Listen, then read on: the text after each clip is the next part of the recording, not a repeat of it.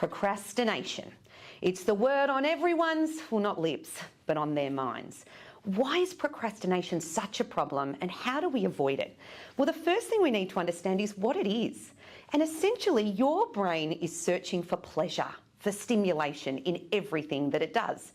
And so sometimes doing the task at hand, like study or homework, can seem less pleasurable. And there are systems in our brain that are designed to go and seek those fabulous stimulations. And that's all controlled by our limbic system. But our prefrontal cortex knows we're supposed to be doing something else. And this creates a really vicious cycle. Procrastination, feel guilty, get less motivated, feel helpless. So what we need to do is figure out, how do we trick our brain so that procrastination is not a problem? And there are really simple ways to do that. The first is, let's create the pleasurable experience.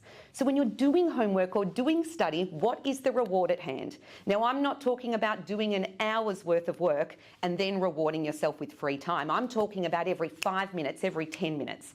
When I'm marking my students' homework, I give myself an M&M at the end of every paper I do.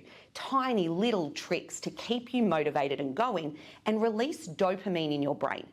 That dopamine is addictive and it means we want to do more.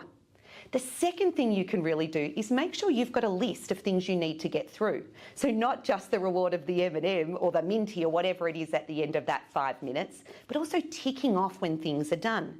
Again, our brain then releases those pleasurable chemicals. We feel proud of what we're doing. We get that feeling that we want more of that reward and we continue.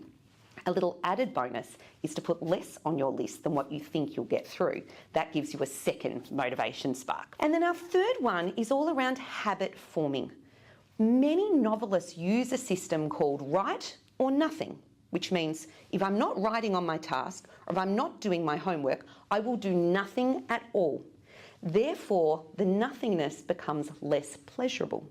So set up your space, set up your environment, and make those rules, those habits that have you continue to work instead of finding something more pleasurable to do. The best thing about beating procrastination is it's not hard to win at the game. Do the smallest thing. Create those habits, make those changes, and then bit by bit, the procrastination cycle is diminished. So set up your environment without those stimulations, give yourself the reward, make the list, and break the cycle today.